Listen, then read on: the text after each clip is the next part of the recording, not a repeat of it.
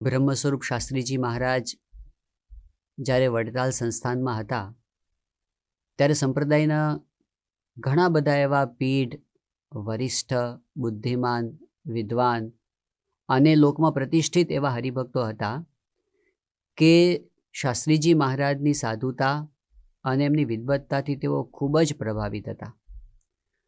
શાસ્ત્રીજી મહારાજે જ્યારે શુદ્ધ ઉપાસનાના પ્રવર્તન માટે, અક્ષર પુરુષોત્તમ સિદ્ધાંતના પ્રવર્તન માટે વડતાલમાંથી બહાર નીકળીને BAPS સંસ્થાનો આરંભ કર્યો, એ વખતે આવા કેટલાક હરિભક્તોના મનમાં એ પ્રશ્ન રહેતો હતો કે શાસ્ત્રીજી મહારાજ સંત બહુ સારા, પણ એ બહાર શા માટે નીકળ્યા? આવા જ એક હરિભક્ત હતા નડિયાદના દોલતરામ કૃપારામ પંડ્યા.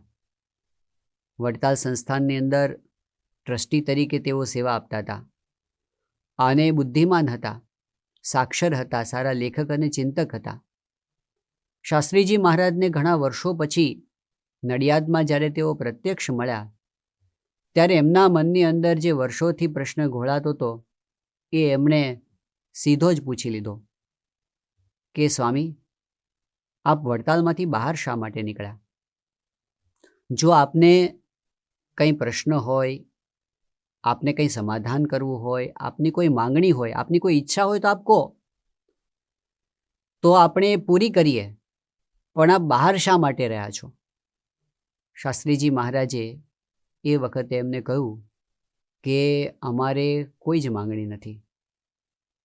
અમારે ફક્ત એટલું જ છે કે વચનામૃતની અંદર સ્વામિનારાયણ ભગવાને જે વાત કરી છે, ગઢડા મધ્યના 21મા વચનામૃતની અંદર જે વાત કરી છે, એ પ્રમાણે જો માન્ય હોય તો અમે અને વડતાલ બધા એક જ છીએ.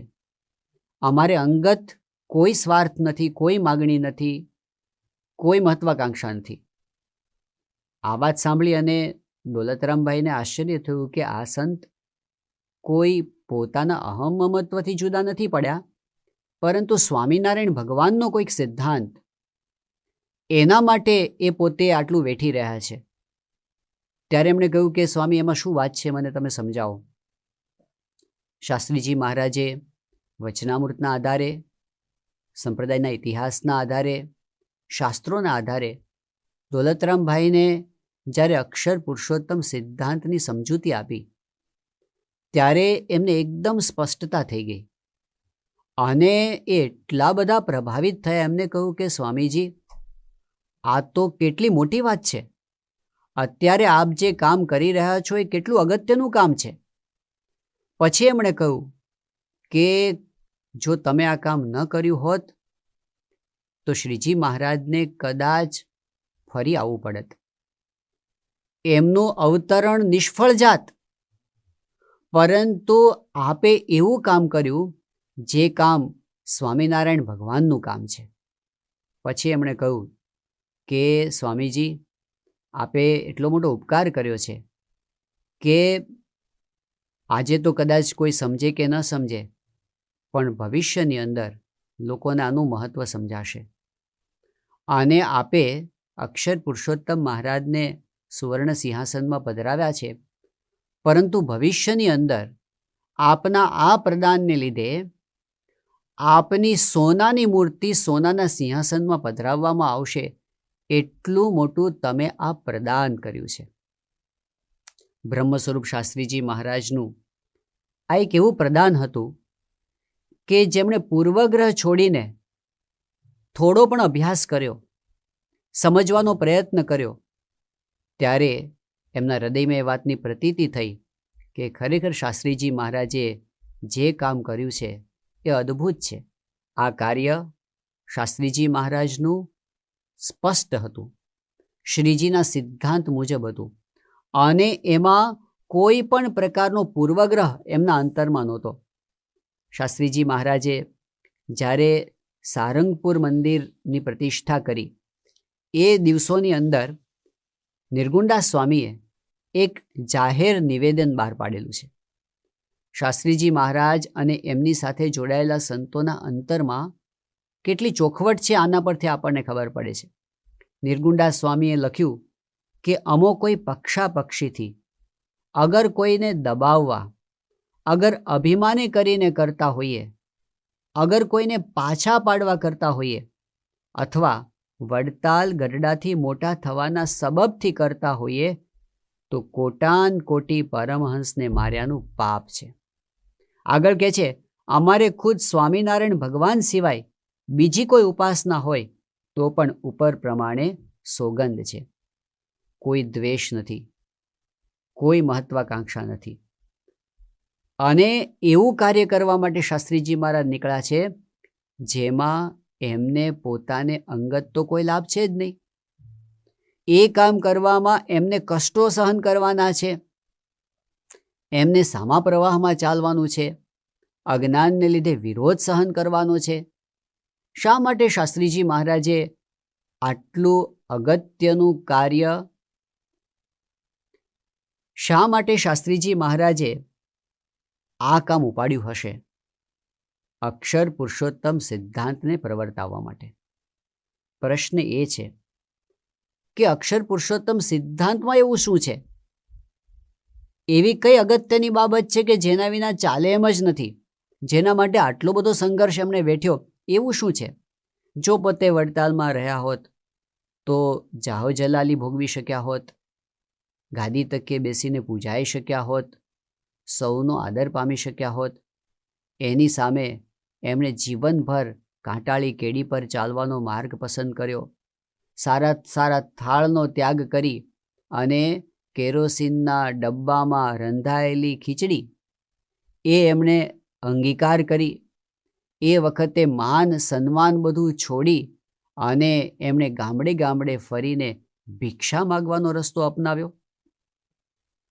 એ સિદ્ધાંતમાં એવું તે શું હતું કે એમણે આટલું બધું કષ્ટ એના માટે વેઠ્યું? તો એનો જવાબ છે, એ સિદ્ધાંત મુમુક્ષુઓના કલ્યાણ માટે શ્રીજી મહારાજના સ્થાપેલા સિદ્ધાંતને સમજવા માટે અત્યંત અનિવાર્ય હતો. કોઈ દ્વેષ નથી, કોઈ મહત્વાકાંક્ષા નથી, કોઈ સ્વાર્થ નથી. તો પછી શાસ્ત્રીજી મહારાજે આ કાર્ય કર્યું શા માટે? એમાં એમને તો કષ્ટો જ સહન કરવાના હતા. વડતાલમાં રહ્યા હોય તો ત્યાં સુવિધા મળે, ત્યાં રહ્યા હોય તો માન સન્માન મળે. એની સામે શાસ્ત્રીજી મહારાજે આ અક્ષર પુરુષોત્તમ સિદ્ધાંત પ્રવર્તાવવાનો માર્ગ લીધો. એમાં એમને તો જીવનભર કષ્ટો જ સહન કરવાના હતા. સારા સારા થાળને છોડીને કેરોસીનના ડબ્બામાં રંધાયેલી ખીચડી ખાવાની હતી. માન સન્માનને ઠેલીને એમને તો ગામડે ગામડે ભિક્ષા માગવાની હતી. વિરોધો સહન કરવાના હતા. શા માટે એમણે એ વિરોધો ઝીલવાના પસંદ કર્યા? શાસ્ત્રીજી મહારાજ કરુણાના મહાસાગર હતા. ભગવાન સ્વામિનારાયણનો સિદ્ધાંત પ્રવર્તાવવા માટે જ તેઓ આવેલા હતા અને એટલા માટે એમણે કષ્ટો સહન કર્યા. પ્રશ્ન એ થાય કે ન પ્રવર્તાવ્યો હોય તો શું વાંધો હતો? ભગવાનની ભક્તિ તો ઘણા બધા લોકો કરતા હતા, ચાલુ જ હતું ને. શાસ્ત્રીજી મહારાજને એની એટલી બધી આવશ્યકતા કેમ જણાણી? આ વાત જો આપણે સમજવી હોય તો વચનામૃત સામે જોવું પડે. આ વાતને આપણે સમજવી હોય તો આપણે ગુણાતીતાનંદ સ્વામીના વચનો સામું જોવું પડે. થોડા ઉદાહરણો જોઈએ. પહેલી વાત કે પોતાના ઈષ્ટદેવ પ્રત્યેની સર્વોપરી નિષ્ઠા એ અક્ષર પુરુષોત્તમ સિદ્ધાંતમાં આવે છે. જ્યાં સુધી પોતાના ઈષ્ટદેવ વિશે સર્વોપરી નિષ્ઠા ન હોય ત્યાં સુધી શું થાય? એ વાત શ્રીજી મહારાજે ગરડા મધ્યના 9મા વચનામૃતમાં કરી છે.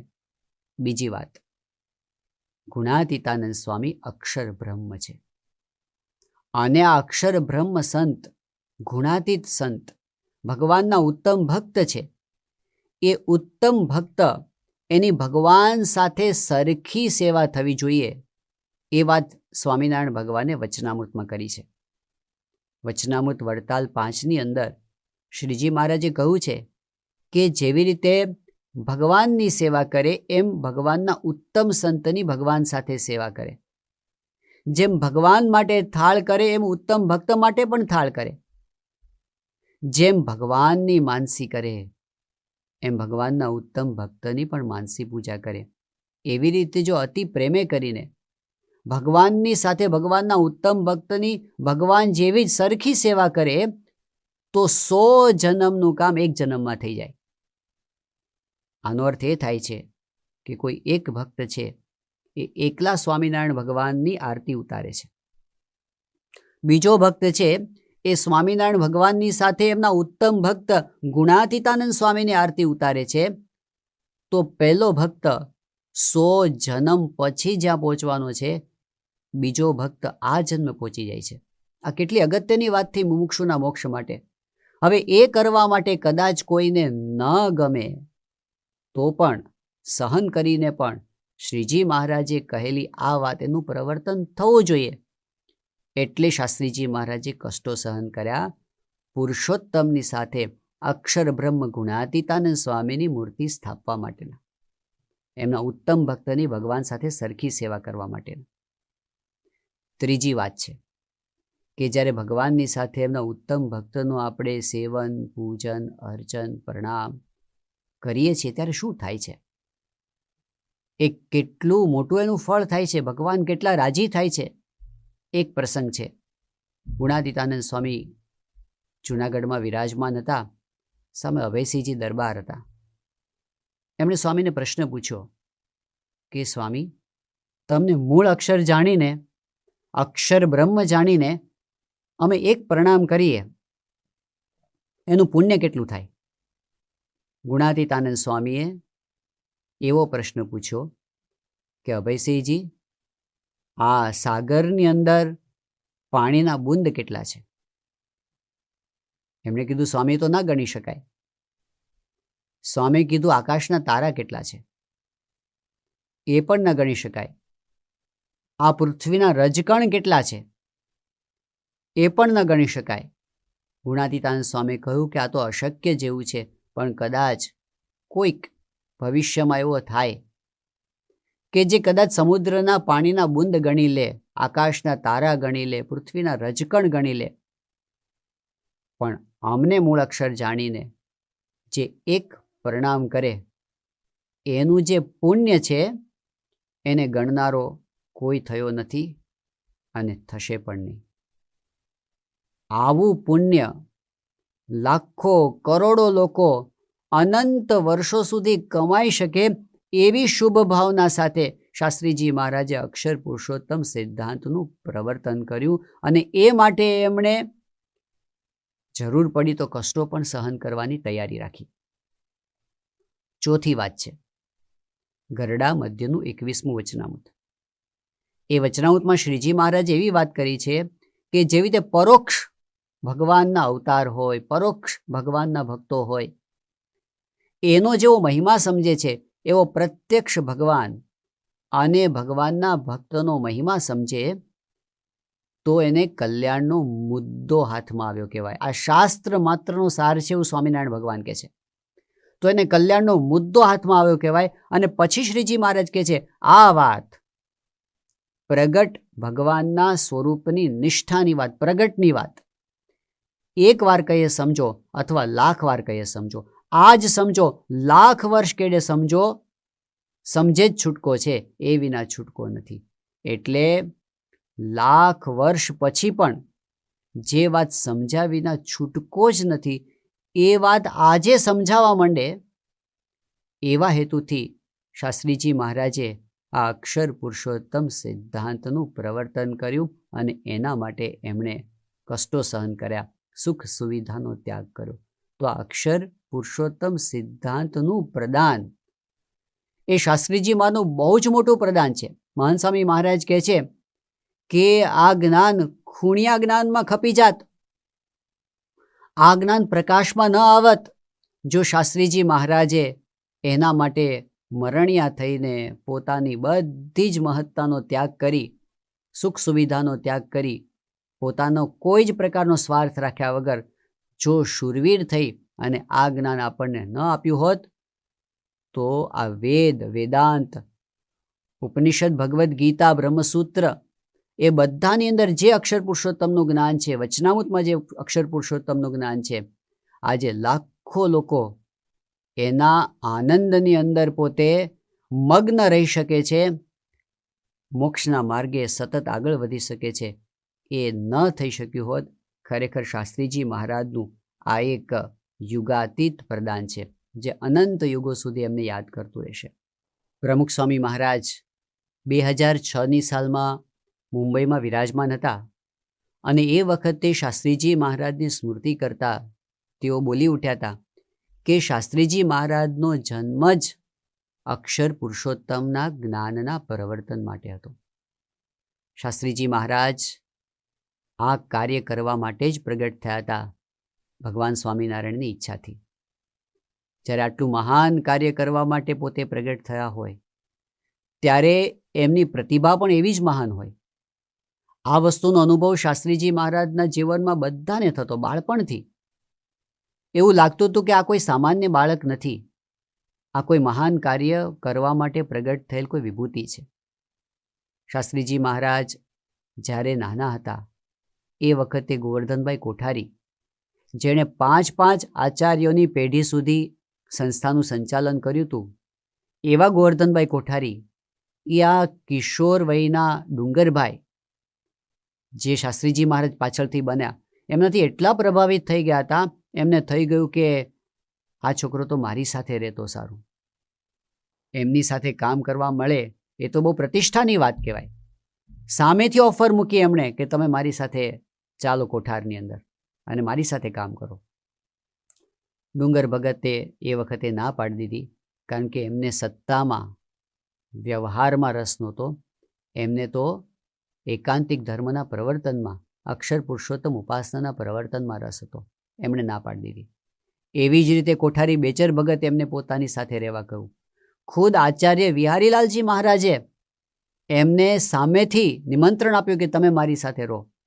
શું પ્રતિભા હશે શાસ્ત્રીજી મહારાજની! જૂનાગઢના મહાસમર્થ સંત હતા યોગેશ્વરદાસ સ્વામી. યોગેશ્વરદાસ સ્વામીએ જ્યારે શાસ્ત્રીજી મહારાજને એમની નાની ઉંમરમાં જોયા ત્યારે પોતે બોલી ગયા કે છોકરા, તારામાં તેજ અપાર છે, વળી બુદ્ધિ પણ બહુ છે અને ઘણી ઝીણી છે. તારી આ નાનકડી કાયામાં વિદ્યુત શક્તિ પણ અપાર છે. તારામાં શ્રીજી અખંડ નિવાસ કરીને રહે એવું તારું આ સત્સંગમાં પરમ અદ્વૈત સ્વરૂપ છે. ગુણાતીતાનંદ સ્વામી કહેતા, એક એક સાધુ વાંસે લાખ મનુષ્ય ફરશે, એવો સાધુ તો હું તને દેખું છું. તો જ્યાં મારા આશીર્વાદ છે કે તારામાં મહારાજ અખંડ નિવાસ કરીને રહેશે અને લાખો મનુષ્ય તારી પાછળ ફરશે. મોટા મોટા સદગુરુઓ પણ આ નાનકડા કિશોર વયના યજ્ઞ પુરુષદાસજી શાસ્ત્રીજી મહારાજના યોગમાં આવતા અને એમના હૃદયમાં થઈ જતું કે આ ખરેખર કોઈ મહાન વિભૂતિ છે, એવું તેજ એમની અંદર સૌને અનુભવાતું હતું. આવા જ મોટા એક સંત હતા મુરલીધરદાસ સ્વામી. શાસ્ત્રીજી મહારાજની વાણીની અંદર જે સાધુતાની સૌરભ અનુભવાતી હતી એ આ વરિષ્ઠ વૃદ્ધ એવા મુરલીધરદાસજી એ પોતે સમજી ગયા. વાત તો એવી બની હતી કે શાસ્ત્રીજી મહારાજ આજ્ઞા પ્રમાણે ત્યાં ડભોઈ ગયા હતા અને ત્યાં એમને આ ચાતુર્માસ દરમિયાન કથા વાર્તા કરવાની હતી.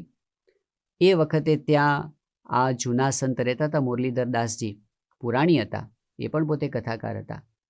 હવે યજ્ઞપુરુષદાસજી ત્યાં કથા કરવા માટે આવ્યા એટલે એમને થોડોક પૂર્વગ્રહ એમના પ્રત્યે હતો અને એવી ગેરસમજ હતી કે આ તો બંડિયા છે, ભગતજી મહારાજના શિષ્ય છે, એટલે સત્સંગની અંદર એ પોતે બધાને માન્ય નથી, એટલે એમના અંતરની અંદર પણ થોડોક અભાવ હતો. એમણે શાસ્ત્રીજી મહારાજની ગેરહાજરીની અંદર હરિભક્તોને થોડીક આવી વાતો કરી કે આમણે તો પ્રાગજી દરજીને ગુરુ કર્યા છે અને એ પ્રાગજી દરજી તો પોતે બંડિયા હતા, આવી બધી વાતો કરી. એટલે હરિભક્તો શાસ્ત્રીજી મહારાજ પાસે આવ્યા અને એમને કહ્યું કે તમારા ગુરુ કોણ છે? શાસ્ત્રીજી મહારાજ આ બધી વાત સમજી ગયા કે કેમ આ મને પ્રશ્ન પૂછવામાં આવ્યો છે. એમણે કહ્યું કે હું સાંજે સભાની અંદર જાહેરમાં જ આ વાત કરીશ. તમે જે મને પ્રશ્ન પૂછ્યો છે એની હું જાહેરમાં વાત કરીશ. શાસ્ત્રીજી મહારાજને કોઈના પ્રત્યે દ્વેષ નહોતો. એમને કોઈને બતાવી દેવું નહોતું. પણ જ્યારે પ્રશ્ન પૂછાયો છે ત્યારે મારું સમાધાન આપવું જોઈએ, તો એવી રીતે એમણે સાંજની સભાની અંદર બહુ સારી રીતે વાતો કરી. શ્રીજી મહારાજના મહિમાની વાતો કરી, પરમહંસોના મહિમાની વાતો કરી, ગુણાતીતાનંદ સ્વામી કોણ હતા ને કેવા હતા એ મહિમાની વાત કરી. અને પછી એમણે ભગતજી મહારાજના મહિમાની પણ અપરંપાર વાતો કરી. પણ એમની વાણીની અંદર જે નિર્મળતા હતી, પવિત્રતા હતી, શુદ્ધ ભાવ હતો, એ આરપાર નીકળી ગયો બધાના હૃદયની. અને એ વખતે પેલા વરિષ્ઠ સંત મુરલીધરદાસજી, જેને પહેલાં તો પૂર્વગ્રહ હતો, એ એકદમ ઊભા થઈ ગયા. એની આંખમાંથી અશ્રુધારા વહેવા માંડી. એનું અંતર નિર્મળ થઈ ગયું. અને મુરલીધરદાસજી બોલી ઉઠ્યા કે વાહ વાહ યજ્ઞ પુરુષ દાસ, વાહ, તે તો આજે વાતો કરીને અંતર ઠારી દીધું. આવી વાતો મારી આટલી વૃદ્ધ ઉંમરમાં હજી સુધી મેં સાંભળી નથી. વળી ભગતજીના મહિમાની પણ વાતો કરી. વળી તેઓ મહિમાના અલૌકિક કેફમાં બોલ્યા, યજ્ઞ પુરુષ દાસ, આજે તો તમે હદ વાળી દીધી અને અમારી સૌની હઠ, માન અને ઈર્ષાની ગ્રંથિઓ ઓગાળી દીધી. આમ કહી અને તેઓ શાસ્ત્રીજી મહારાજને દંડવત કરવા લાગ્યા. તો કેવી એમની નિર્મળ વાણી હતી. અક્ષર પુરુષોત્તમ ઉપાસનાના સિદ્ધાંતના પ્રવર્તનમાં એમની વાણીની નિર્મળતા બધાને સ્પર્શી જતી હતી. એમની સાધુતા બધાને સ્પર્શી જતી હતી. આવા જ એક વરિષ્ઠ સંત હતા અમદાવાદના કૃષ્ણ સ્વરૂપદાસજી. બહુ જ વિદ્વાન હતા અને શંકરાચાર્યજી સાથે એમણે શાસ્ત્રાર્થ કરેલો ને એમાં પણ પોતે વિજય પ્રાપ્ત કરેલો એવા વિદ્વાન હતા. અને એ વખતે એમની 90 વર્ષની ઉંમર હતી. આટલા મોટી ઉંમરના હતા.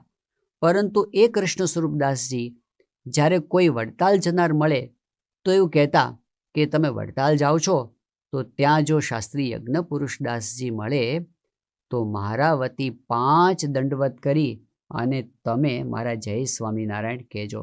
કારણ કે આ યજ્ઞ પુરુષદાસજીનો સમાગમ મને ન થયો હોત તો હું ગુણાતીતાનંદ સ્વામી કે ગોપાળાનંદ સ્વામીનો મહિમા સમજી શક્યો ન હોત. એમનો મહિમા તો મને આ શાસ્ત્રીજી યજ્ઞ પુરુષદાસજીના સમાગમથી સમજાયો.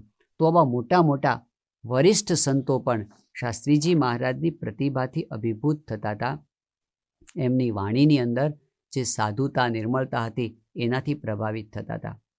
ફક્ત સંપ્રદાયના સંતો જ નહીં, પરંતુ એમના યોગની અંદર જે બહારના લોકો આવતા, બુદ્ધિમાન હોય, ઘણી વખત એ પોતે રેશનલ હોય, એટલે કે તાર્કિક હોય અને સીધે સીધી ધર્મની વાતો માની લે એવા ન હોય, એમને પણ શાસ્ત્રીજી મહારાજના પ્રભાવથી, એમની દિવ્ય શક્તિથી આ અક્ષર પુરુષોત્તમની વાત સમજાઈ હતી અને એમના અંતરની અંદર પણ અક્ષર પુરુષોત્તમ સિદ્ધાંત સ્થિર થઈ જતો. એનું એક ઉદાહરણ હોય તો એ છે ભારતના ભૂતપૂર્વ પ્રધાનમંત્રી શ્રી ગુલઝારીલાલ નંદા. ગાંધી વિચારને વરેલા હતા. જીવનમાં સાદગી, સંયમ, પ્રામાણિકતા આવા અનેક સદ્ગુણોને તેઓ વરેલા હતા અને બહુ લોકમાન્ય રાજનેતા હતા. શાસ્ત્રીજી મહારાજના યોગની અંદર આવ્યા ત્યારે પહેલાં તો એમને કોઈ ધર્મ પ્રત્યે એવી કોઈ આસ્થા નહોતી અને સ્વામિનારાયણ સંપ્રદાય તો એમના માટે સાવ નવો જ હતો. પરંતુ એ કઈ રીતે શાસ્ત્રીજી મહારાજમાં ખેંચાતા ગયા એની વાત એમણે પોતે જ પોતાના મુખે કહી છે. સંવત 2004ની અંદર અટલાદરામાં શાસ્ત્રીજી મહારાજની જન્મજયંતિના અવસરે તેઓએ પોતાનો અનુભવ જણાવતા કહ્યું કે સ્વામીશ્રી અતિ મહાન છે, અલૌકિક છે, અદ્વિતીય છે. જેટલું તેમની સાથે રહ્યા તેટલા આપણા સદભાગ્ય. તેઓ આપણા કોઈ પદાર્થથી રાજી થતા નથી. તે જે આપવા માગે છે તે આપણે લઈ શકતા નથી, તે આપણી ખોટ છે. તેમની પાસેથી મેં જે મેળવ્યું છે તે મારી 50 વર્ષની ઉંમરમાં જે બીજા કોઈ પાસેથી હું મેળવી શક્યો છું તેની સરખામણીમાં અતિ મહાન છે. બીજી સેવાઓથી મનમાં ભ્રમણા ઉત્પન્ન થાય છે, જ્યારે સ્વામીશ્રીના અલ્પ પ્રસંગથી અપાર શાંતિ અને સ્થિરતા પ્રાપ્ત થાય છે. આ લાભ અમૂલ્ય છે.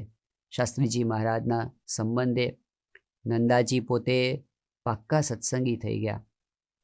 નિત્ય પૂજા કરવી, વચનામૃતનું વાંચન કરવું, સ્વામીની વાતોનું વાંચન કરવું, શિક્ષાપત્રીનું વાંચન કરવું અને ચેષ્ટા બોલવી, આ બધા નિયમો એમણે છેક જીવનના અંત સુધી સાચવી રાખ્યા હતા અને શાસ્ત્રીજી મહારાજને પોતાના ગુરુ તરીકે તેઓ છડેચોક કહેતા. તો ગુલઝારીલાલ નંદા જેવા, જે આમ જુઓ તો ધર્મક્ષેત્રથી દૂર વ્યક્તિ કહેવાય, પરંતુ એમના અંતરમાં પણ શાસ્ત્રીજી મહારાજનો પ્રભાવ પથરાઈ જતો હતો, કારણ કે અક્ષર પુરુષોત્તમ ઉપાસનાનું પ્રવર્તન કરવા માટે જ આ પુરુષનું અવતરણ હતું અને એટલે એમની પ્રતિભા પણ એવી હતી. એક બહુ જ બુદ્ધિમાન વ્યક્તિત્વ કહેવાય એવા હતા ગોંડલના ચંદુભાઈ વિદ્યાધિકારી. ગોંડલ રાજ્યની અંદર તેઓ પોતે કામ કરતા હતા અને ઘણો બધો એમનો અભ્યાસ હતો. ભગવદ્ ગોમંડલ જેવો વિશાળ શબ્દકોશ જે સંગૃહિત થયો એમાં મુખ્ય ભાગ હોય તો આ ચંદુભાઈ વિદ્યાધિકારીનો હતો. તો શાસ્ત્રીજી મહારાજ પાસે જ્યારે બોચાસણ આવ્યા હતા ત્યારે એમણે પોતાના અનુભવની વાત કરતાં કહ્યું હતું કે હું કોઈ પંથનો નથી, હું તો એક બંડખોર સુધારક છું, છતાં મને પૂજ્ય સ્વામીશ્રી પ્રત્યે પૂરેપૂરું માન છે. એમને તથા એમના શિષ્યોને મેં સેવા કરતા પથ્થરની ખાણમાં 4 માથોડા પાણીમાં મંદિર માટે પથ્થર કાઢવાનું કામ કરતા જોયા છે. હું સોગંદપૂર્વક કહું છું કે સર્પ હોય, વીછી હોય, અનેક પ્રકારના ઝેરી જીવજંતુ હોય તેવી ભૂમિમાં દેહની પરવા કર્યા વગર સૂઈ રહેતા મેં એમને જોયા છે. આવું ચંદુભાઈ વિદ્યાધિકારીએ કહ્યું. તો શાસ્ત્રીજી મહારાજ પોતે અલૌકિક કાર્ય કરવા માટે પ્રગટ થયા હતા, એટલે એમની પ્રતિભામાં પણ બધાને અલૌકિકતા અનુભવાતી હતી. એમના દિવ્ય સામર્થ્યનો અનુભવ પણ બધાને થતો હતો. અનેક પ્રસંગે આ સારંગપુર મંદિરનું જ્યારે નિર્માણ થતું હતું એ વખતે જ્યારે હજી તો એના પાયા પણ નહોતા ખોદાયા તેવા સમયે મોતીભાઈ ભગવાનદાસ આણંદથી આવ્યા હતા. શાસ્ત્રીજી મહારાજે એમને કહ્યું કે મોતીભાઈ, આ મંદિર બને છે તો તમે એનું કીર્તન બનાવો, ભજન બનાવો. મોતીભાઈએ કહ્યું, સ્વામી મને કંઈ દેખાય નહીં તો શબ્દો ક્યાંથી બહાર આવે? હજી તો પાયા નથી ખોદાયા અને મંદિર કેવું છે એ હું કેવી રીતે વર્ણન કરી શકું? શાસ્ત્રીજી મહારાજે તરત જ એમના સામુ દ્રષ્ટિ કરી અને એમને દિવ્ય મંદિરના દર્શન થયા. જેવું અત્યારે મંદિર દેખાય છે એવું ને એવું મંદિર પાયા ખોદાતા પહેલાં પૃથ્વીના પેટાળમાંથી કાઢી અને શાસ્ત્રીજી મહારાજે એમને બતાવી દીધું. અને એ અવસ્થાની અંદર મોતીભાઈએ પોતે મંદિરના એક એક ખંડના દર્શન કર્યા અને એનું વર્ણન કરતું કીર્તન એમણે લખ્યું, જે આપણા ગ્રંથોની અંદર આજે પણ આપણને પ્રાપ્ત થાય છે. કોઈને એવું લાગે કે આજે કોઈ મંદિરના દર્શન કરીને આ કીર્તન બનાવે છે, શાસ્ત્રીજી મહારાજ એવા સમર્થ હતા. એમના સંકલ્પની અંદર અશક્યને શક્ય કરવાની શક્તિ હતી. ગરડાની અંદર જ્યારે અક્ષર પુરુષોત્તમ મંદિર કરવાનું હતું, ભગવાન સ્વામિનારાયણના સંકલ્પ પ્રમાણે ઘેલા કિનારે ટેકરા ઉપર મંદિર કરવાનું હતું, પરંતુ એ માટેની જમીન એ ભાવનગર સ્ટેટ પાસેથી લેવી પડે અને ભાવનગરના મહારાજા સાહેબ એમને એ વખતે કોઈ ગેરસમજથી અથવા કોઈની ચડામણીથી એ વખતે એવું લખી નાખ્યું કે આ ગરડાની સીમમાં શાસ્ત્રી યજ્ઞપુરુષદાસજીને તસુભાર પણ જમીન આપવી નહીં. આ બધું નક્કી થઈ ગયું હતું. હવે તો કોઈ દરવાજો જ નહોતો. આ તો રાજાશાહી હતી, એમાં તો કોઈ રસ્તો જ ન મળે. રાજાનું ફરમાન એટલે અંતિમ ફરમાન, હવે કોઈ શક્યતા નહોતી. એવા સમયે શાસ્ત્રીજી મહારાજે કહેલું કે આ જગ્યાએ શ્રીજી મહારાજનો સંકલ્પ છે, અવશ્ય મંદિર થશે. પછી સ્વામી બોલ્યા, રાજ પલટો થશે પણ સ્વામિનારાયણ ભગવાન ત્યાં આગળ વિરાજમાન થશે, અક્ષર પુરુષોત્તમ મહારાજનું મંદિર થશે. અને એનો અનુભવ બધાએ કર્યો કે જ્યારે ભારત સ્વતંત્ર થયું, જ્યારે રજવાડાઓ વિલીન થઈ ગયા, એ વખતે ગોવિંદસિંહજી ચુડાસમા પોતે ડેપ્યુટી કલેક્ટર બન્યા અને શાસ્ત્રીજી મહારાજ પાસેથી અક્ષર પુરુષોત્તમ સિદ્ધાંત સમજ્યા અને એમણે આ ટેકરા ઉપરની જમીન આપી અને આજે આપણને ગગન ચૂમતા ગરડાના મંદિરના દર્શન થઈ રહ્યા છે. તો શાસ્ત્રીજી મહારાજમાં એવી અલૌકિક ભગવાનની શક્તિ કામ કરતી હતી, એવો અનુભવ એમના સાનિધ્યમાં બધાને થતો હતો. તો શાસ્ત્રીજી મહારાજ એક મોટું પ્રદાન કરવા માટે આવ્યા હતા અને એવું મોટું પ્રદાન કરનાર આવા મહાપુરુષની પ્રતિભા પણ બહુ મોટી છે, એવો અનુભવ પણ સૌને એમના સમયની અંદર જ થવા માંડ્યો હતો. પરંતુ શાસ્ત્રીજી મહારાજની વિશેષતા કઈ હતી કે એમણે ક્યારેય કોઈ ચમત્કારને, પરચાને મહત્વ આપ્યું નહોતું. એમની કાર્યશૈલી આખી અદ્ભુત હતી, વિશિષ્ટ હતી. એ કાર્યશૈલી પણ એમનું એક જુદું વિશિષ્ટ પ્રદાન હતું. કઈ હતી એમની કાર્યશૈલી? એમની કાર્યશૈલી એ હતી કે ગમે તેટલું સન્માન થાય, ગમે તેટલો લોકો મહિમા સમજે, પરંતુ તેઓ હંમેશા પોતાને ભગવાન સ્વામિનારાયણના દાસ સમજતા. કોઈ દિવસ એમણે મનાવા પૂજાવાની ઈચ્છા તો નથી રાખી, પણ કોઈ કદાચ એમને માનવતા હોય ને પૂજતા હોય તો એમને અટકાવ્યા પણ છે કે ભગવાન એ ભગવાન છે, આપણે તો એમના દાસ છીએ. કેટલીક વખત એવું બનતું કે શાસ્ત્રીજી મહારાજ પાસે ભાવમાં આવીને કોઈ બોલી જાય. એક વખત એમની છેલ્લી ઉંમરની અંદર સારંગપુરની અંદર આફ્રિકાના હરિભક્તો સત્સંગ કરવા માટે આવ્યા હતા અને એક વખત ગોષ્ઠી દરમિયાન કોઈએ કીધું કે સ્વામી, મારે આપના ચરણારવિંદ જોઈએ છે, ચરણારવિંદની છાપ જોઈએ છે મારે. શાસ્ત્રીજી મહારાજ બોલવામાં બહુ જ સ્પષ્ટ હતા. એમણે કહ્યું કે છાપ જોઈએ છે ચરણારવિંદની? જો જોતી હોય તો મારા પગ કાપીને લઈ જાઓ. આવું કીધું એટલે એકદમ પેલા હરિભક્ત સ્તબ્ધ થઈ ગયા.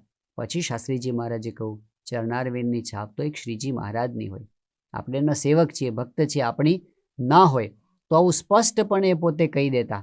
કોઈ દિવસ પોતે મહાન મોટપમાં લેવાયા નથી, દાસ થઈને રહ્યા. એ તો પોતે શું કહેતા, અમે તો અક્ષર પુરુષોત્તમના બળદિયા છીએ, બળદિયા. હવે આવો શબ્દ, આવી ઉપમા, આવો વિચાર ક્યાંથી આવે? આપણે અક્ષર પુરુષોત્તમના સેવક છીએ, ભક્ત છીએ, વાત સાચી, પણ પોતાને કેટલા ન્યૂન માને છે. આ શ્રીજી મહારાજના ગુણાતીતાનંદ સ્વામી, આપણે તેમની પાસે કાંઈ જ નથી, આપણે એમના બળદિયા થવાનું છે. કેવી ભક્તિ, કેવો દાસભાવ, અને ખરેખર જીવનભર એ પોતે બળદિયા થઈને રહ્યા. એમના અંતરમાં નિષ્ઠા હતી, પણ દાસભાવ કેવો! અક્ષર પુરુષોત્તમ માટે વેચાઈ જવું પડે તો પણ ઓછું છે, પોતે વેચાઈ જવા તૈયાર. અક્ષર પુરુષોત્તમ માટે બીજા કોઈક વાત કરતા હોય તો પોતે એના પણ દાસ થઈ જાય. કેટલી હદ સુધી? અમદાવાદની અંદર એક હરિભક્ત શાસ્ત્રીજી મહારાજના આસન પર બેસીને કથા કરતા હતા, તો બીજા હરિભક્તને ગમ્યું નહીં. શાસ્ત્રીજી મહારાજ પાસે જઈને ફરિયાદ કરી કે સ્વામી, આ તો આપના આસન પર બેઠા છે. શાસ્ત્રીજી મહારાજ કે વાત કોની કરે છે? એમને કહ્યું, અક્ષર પુરુષોત્તમ ચરિતમની વાત કરે છે. ત્યારે શાસ્ત્રીજી મહારાજ બોલ્યા, અક્ષર પુરુષોત્તમની વાત કરે છે ને, મારા આસન પર તો શું, મારા માથા પર બેસીને કરે ને તો પણ ઓછું છે.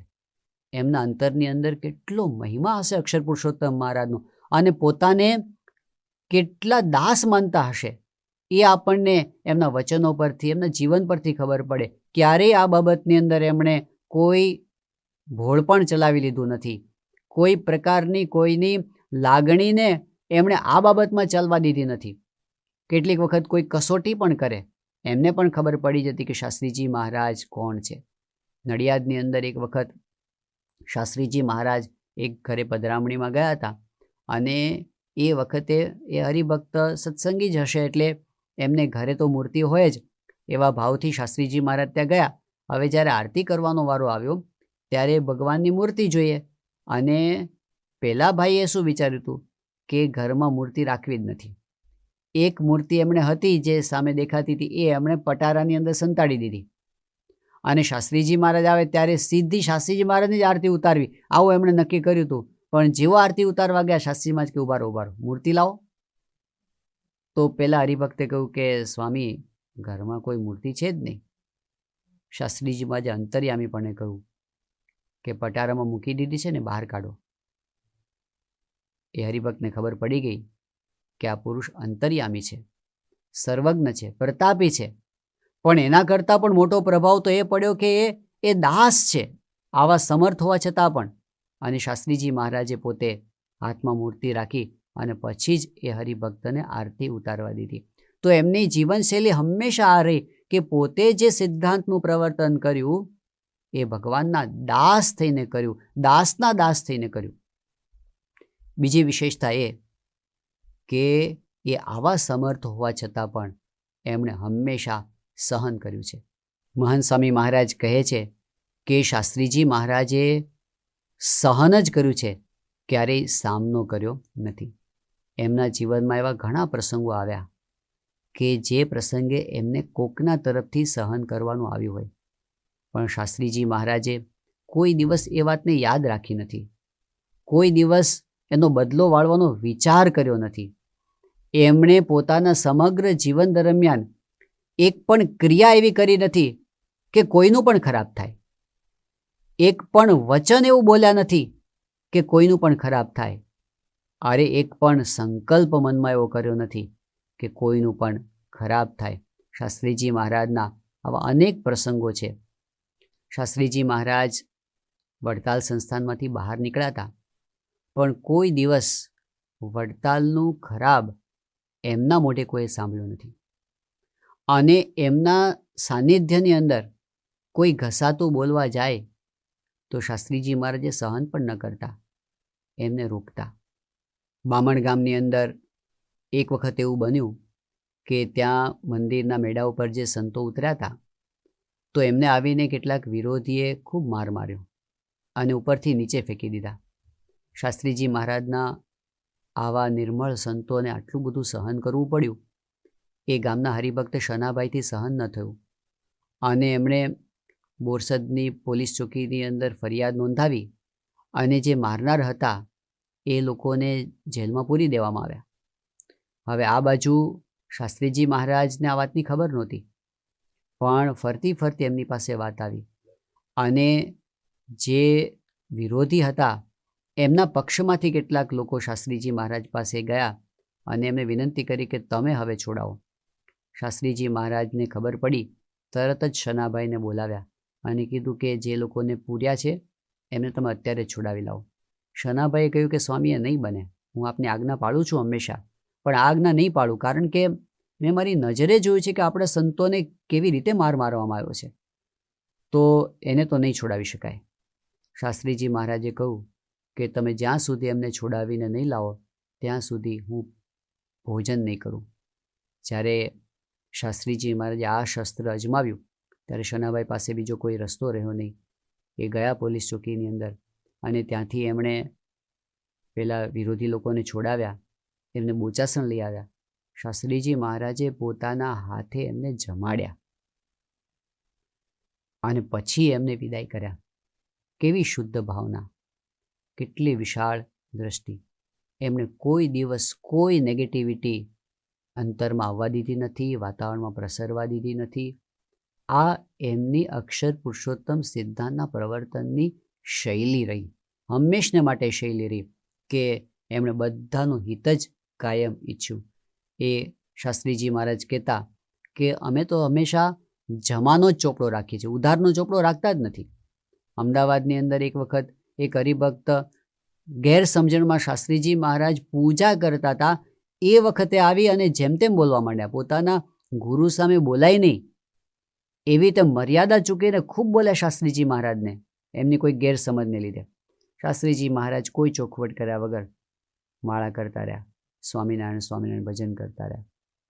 પહેલાં હરિભક્ત તો જતા રહ્યા, પણ પછીથી એમને ખૂબ પસ્તાવો થયો કે મેં મારા ગુરુ સાથે આવું વર્તન કર્યું. પાછા આવ્યા, શાસ્ત્રીજી મહારાજને દંડવત કર્યા, માફી માગી, સ્વામી મારાથી આવું થઈ ગયું વર્તન. શાસ્ત્રીજી મહારાજે એ વખતે એમને કહ્યું કે અમે તો હંમેશા જમાનો જ ચોપડો રાખીએ છીએ, ઉધારનો ચોપડો રાખતા જ નથી. તમે પહેલાં જેવી રીતે અમારી સાથે વર્તતા હતા એ વખતે જેવો તમારા પ્રત્યે ભાવ હતો એવો ને એવો ભાવ અત્યારે પણ છે. એ હરિભક્ત ગદગદ થઈ ગયા. શાસ્ત્રીજી મહારાજની આ રીત હતી કે કોઈ દિવસ કોઈનું અહિત થાય એવો સંકલ્પ સુધા મનની અંદર કરવો નહીં.